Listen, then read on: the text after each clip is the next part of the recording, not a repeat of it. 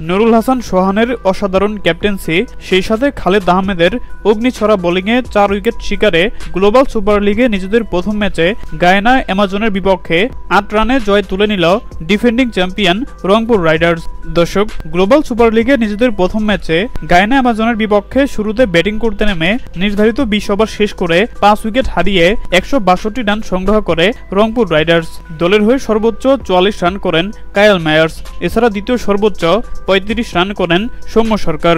আর 163 রানের মাঝারি লক্ষ্য তাড়া করতে নেমে রংপুর রাইডার্সের বোলারদের সামনে রীতিমতো মুখ থুবড়ে পড়ে গায়ানার ব্যাটাররা। একের পর এক উইকেট হারিয়ে ড্রেসিং রুমে যাওয়া আসার মিছিল করে।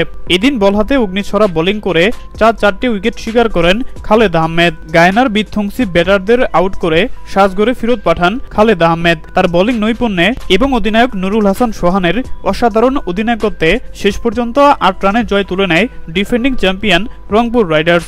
তো দর্শক, আপনাদের কি মনে হয় ডিফেন্ডিং চ্যাম্পিয়ন রংপুর রাইডার্স এবার রাশারেও ফাইনালে উঠতে পারবে? জানিয়ে দিন আপনাদের গুরুত্বপূর্ণ মতামত আমাদের কমেন্ট বক্সে। ধন্যবাদ।